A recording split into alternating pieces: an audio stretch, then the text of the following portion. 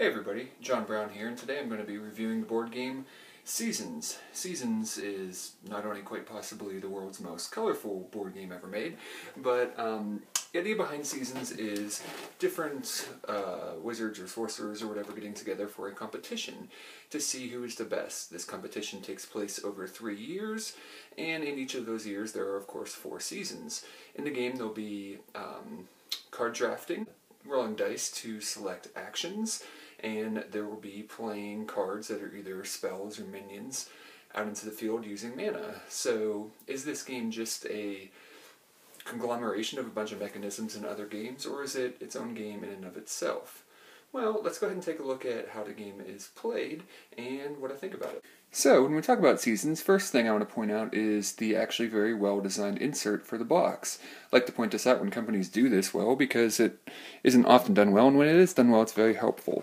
Now this is going to keep track of the seasons for us. When we start the game, we're going to start up in basically month 1 here, and then the game will eventually progress throughout. And then whichever season we are in are the dice we're going to roll. We'll see more closely how that works, but in general, this is going to be the energies that are more likely, less likely, and this energy will not come up on the dice of that season.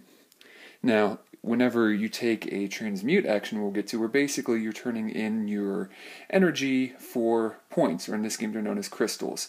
So I might interchangeably use the term points or crystals from this point on. I might also interchangeably use the term mana instead of energy from this point on, just warning you because I'm probably not going to keep it straight because I'm just used to terminology from other games. And as we go all the way around, that will make 1 year, and we're going to play through 3 years of the game. Now this is basically your score track to keep track of your crystals, aka your points during the game. Some cubes for each player to keep track of their points and their different things. And then we're going to look right now at a player board. On the player board we're going to have several different things. Now whenever we get energy during the game, it's going to be stored on our player board, and we have a maximum. There are some cards that we might have out in play that can change, or we can store mana or energy on some of our cards, but our summoning gauge is going to tell how many cards we can have out in play. That's really important because, well, we start the game with 0, and if we want to play a power card, all the cards are referred to as power cards, we need to move our summoning gauge up. There are several ways to do that. Any of the star, and we'll get to the dice individually, but any star symbol on the die, if we take one of those, it'll move it up 1. There are certain cards that we play that will move our summoning gauge up. We can also cheat. Well, I guess the book calls it an advantage, but by taking advantage of one of these things on our player board, and we can do these up to 4 times, we can do the same one more than once, basically we're losing prestige by doing so. We can change 2 of our energy tokens into 2 of any other color, and then we have 1 type of energy token for each season. We can get a transmute action, and we'll see how the transmute works in a second, and this will all make sense when we go over each individual thing on the dice, but whenever we see this symbol on a die and we take that during a round, it allows us to change our energy into points or crystals. And the amount of points that we get depends on what season we're in. So if we were in winter, we'd only get 1 point for either of these types, 2 for this, or 3 for this. Now we won't get any of this in that season, but if we have some stored from earlier. And this action allows us to get an extra points whenever we do that. This basically lets us bring our summoning gauge up 1, and this lets us, whenever we would take a draw card action, draw 2 instead of 1 and pick 1. This one really seems to be kind of the least powerful of these advantages. So, now we have these that keep track of our piles of cards. We'll get to why that's important in a second. And then we have the cards. Now I think it's interesting to note the artwork on these cards, despite the game being extremely colorful, as you can see, the artwork is sometimes, in fact quite often, pretty dark actually. So it's just, something that this isn't necessarily the most kid-friendly game, even though it may appear that way at the start. So now let's go ahead and take a look at how a turn works and how the dice works. Actually, before we look at how the dice work, let's take a look at the cards though. At the beginning of the game, before we get into an actual round, we'll be dealt 9 cards. And, well, we're going to draft one of these cards and pass them to the next player, and then so on and so forth until we all have 9 cards. Then we're going to split our cards into 3 different piles. One that we start the game with, one that we get at the beginning of year 2, and one that we pick up at the beginning of year 3. Now, this is where a big part of the strategy of the game comes in. Not only are we drafting cards that we think are powerful, that we think will work in combination, but we want to put them in the right order so that we have maybe cards that increase our summoning gauge in year 1, or we have certain combos available. Now, looking at the anatomy of a card here, we see up in the top left corner, this number 12, it's basically how many points this card is going to be worth at the end of the game. Some cards are worth 0. This is basically the cost. So it would take 2 of the spring mana, basically, to get this card out. And then whenever we see this symbol, it's basically an action we can take every turn when we have the card out. Almost like tapping the card in Magic the Gathering. This allows us to discard 3 crystals, or points, so we have to have points in order to do this, but to gain 1 energy token of any type. And then we can also use this action, discard 1 energy token, and you can transmute this round. Now you can only use one of its abilities, and you'd have to pick, but this basically gives you flexibility. So you can get rid of an energy token to transmute and get more crystals, or you can use crystals in order to get more energy. Now orange cards here, as opposed to the purple, are actually familiars. And they're important because when we get to certain cards, they'll trigger off familiars or something like that. And this card we see here, instead of having a mana cost in energy, this symbol is actually costing us crystals. In a 2-player game would cost us 2 and a 3, 5, and so on. Now this card, in order to summon a power card, your opponents must give you 1 crystal first.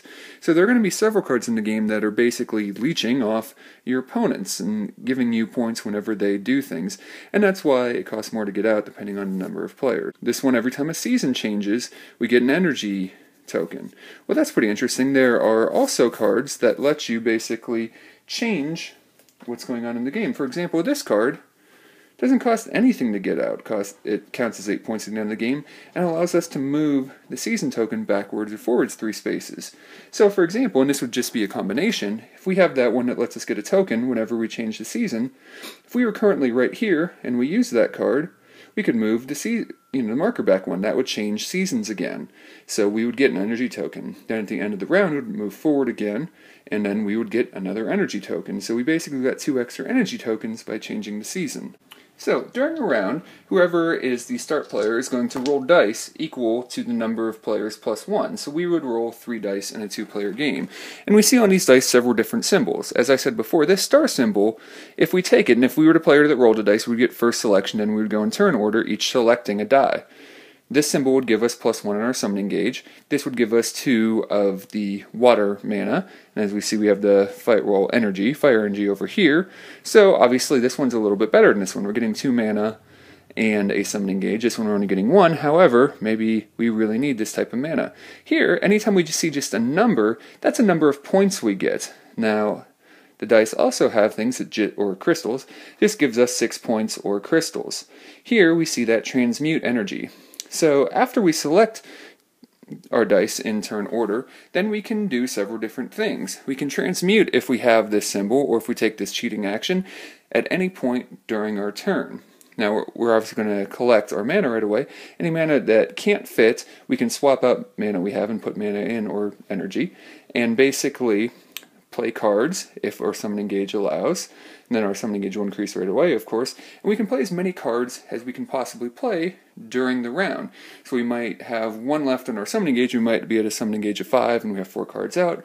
Play a card that increases our summoning gauge, and then play another card as long as we have the energy to do so. Then, of course, we can take any actions on our cards. And again, we can do this in any order. We could take an action on one of our cards, and then play other cards. Then, after each player has finished taking their actions, whatever die is left over, that's when these little pips at the bottom come in. So let's say players took these 2 dice, and this is the die that's left over. Well, when everyone's done taking all of their actions at the end of the round, we move this many spaces on the board. So if we move 3 spaces and we are currently here, we would move 1, 2, 3. And of course we would be in spring for the next season, and then unless it was moved backwards, we obviously would move into the summer at the end of that round, no matter how many pips are left. So choosing your die, sometimes you just want to look for what looks like the best, but sometimes it's actually important to you to control how quickly the seasons move. Now, one thing to keep in mind is at the end of the game, whenever we cross over this line, to end the third year. Now, one thing that's important to keep in mind is at the end of the game, any cards you haven't played are going to be worth -5 points. Now, in general, it's not going to be too hard to get your 9 cards out. However, there are cards that allow you to draw more cards, and there's also this symbol on the die. This basically lets you draw a card and then decide if you want to keep it or not.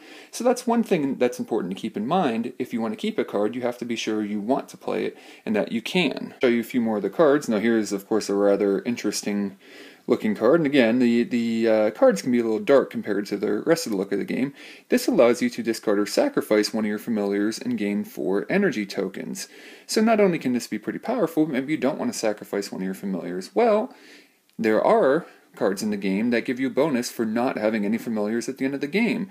So if you have this card and not too many familiars, you can get rid of your familiars as you go. So interesting little combinations like that.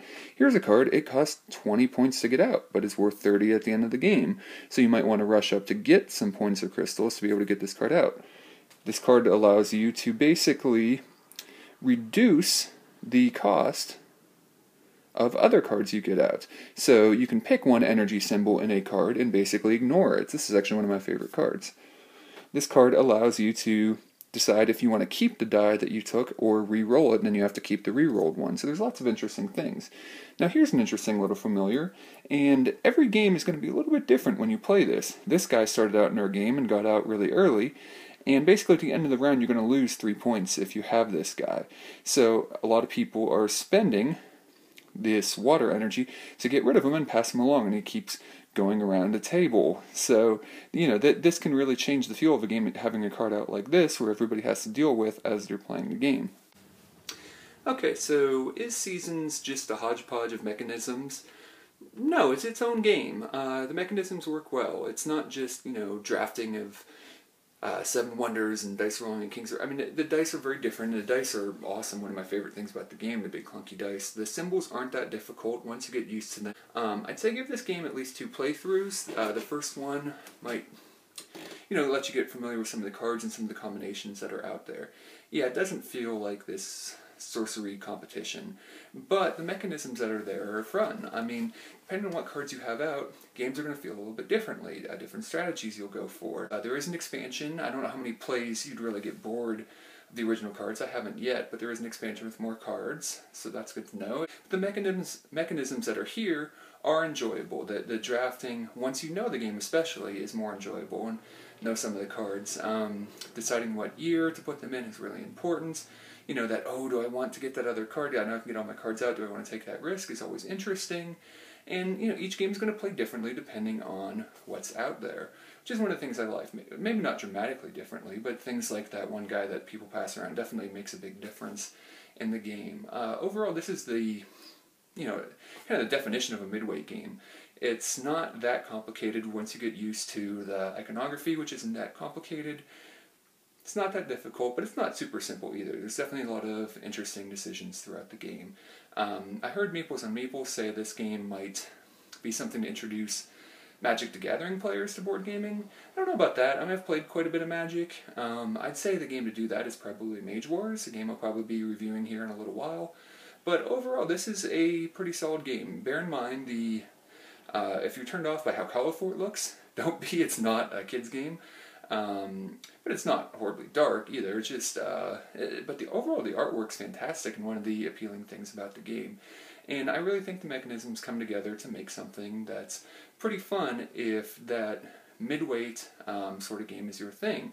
And there's going to be interaction. There are going to be things that leech off other people. There are going to be ways to potentially destroy other players' cards and things like that. But overall, I wouldn't say it's a mean game. Kind of average in that level too.